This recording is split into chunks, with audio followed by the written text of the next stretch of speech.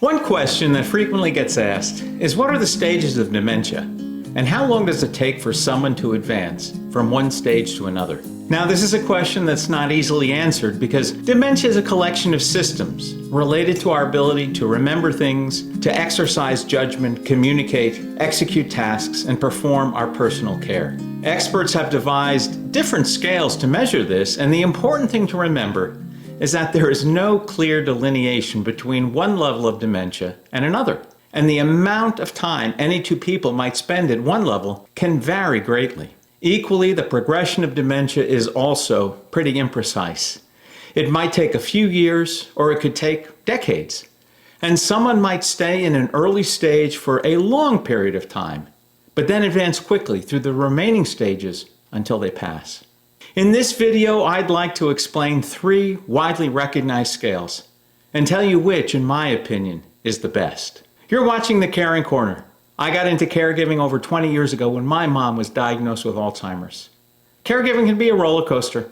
If you enjoy this content, I ask you to please like and subscribe so that other people may also get familiar with it. The most common scale to measure dementia is probably the traditional one, which breaks it into 3 stages: early, middle, and late. In the early stage, our loved ones will find it hard to recall words or names, and they'll begin to have difficulty in performing routine tasks. They might misplace items, and it'll become challenging for them to plan and organize. A common hallmark at this stage is that the individual is both forgetful and makes errors that otherwise would not be expected. Now, in mid-stage dementia, our loved ones will experience increased confusion and maybe frustration or anger. They will have challenges in expressing their thoughts and performing common tasks. They will find it harder to dress and do their own personal care, and it's likely that they'll begin to experience bowel or urinary accidents. They may exhibit wandering, and you'll start to see behaviors such as hallucinations, delusions, and compulsiveness. And in the late stage of dementia, communication will be significantly more difficult, and your loved one will need a substantial amount of personal care. They'll have limited physical capabilities, and they'll become extremely vulnerable to infections, especially pneumonia. Now, it's at the middle stage of dementia when our loved ones will probably need some degree of assistance with physical activities. And it would be common at the later stage that they will need lots of help and possibly round-the-clock 24/7 care. Another commonly used system is the Riceburg scale, which was developed by Barry Riceburg, a professor of psychiatry at New York University. His scale breaks the dementia continuum into 7 stages.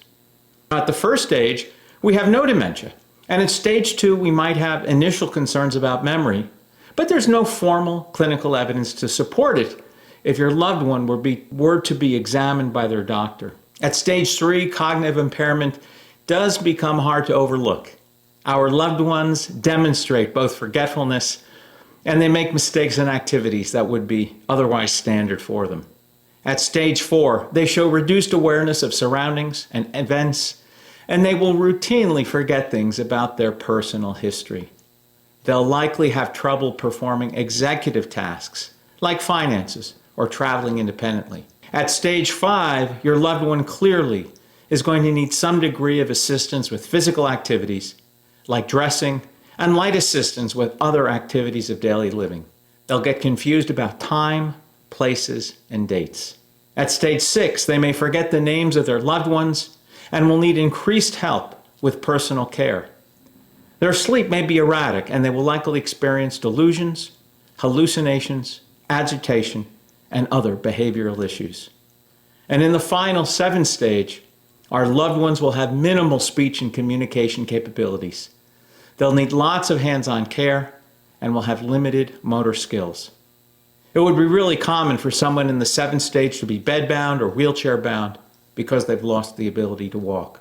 It is more or less around stage 5 when our loved one is going to need some physical assistance. And at stage 7, they will need considerable hands-on care. There's one more scale that's worth noting, and it's called the GEM scale, which has been developed by fellow North Carolinian and dementia expert Teepa Snow.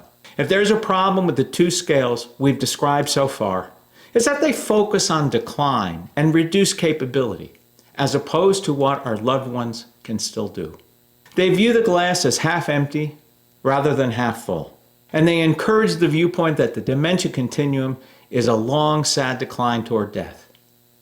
The GEM scale, on the other hand, emphasizes the positive over the negative.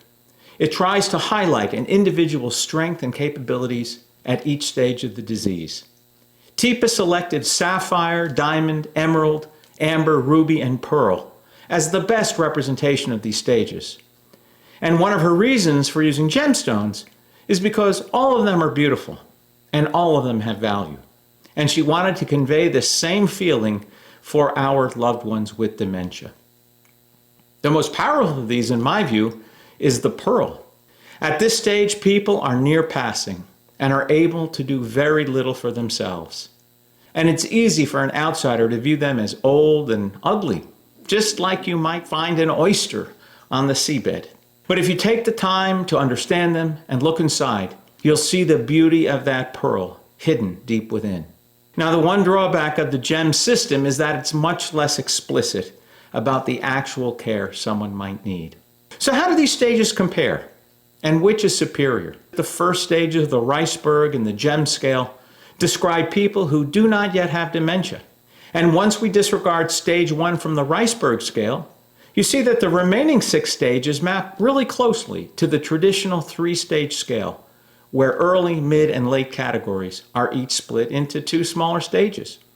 All 3 stages describe a continuum where people have increasingly reduced capabilities and where the need for hands-on care begins somewhere in the middle of that process. When our loved ones are diagnosed with a disease, we want to define it and understand it as much as possible. However, dementia does not lend itself to easy definition.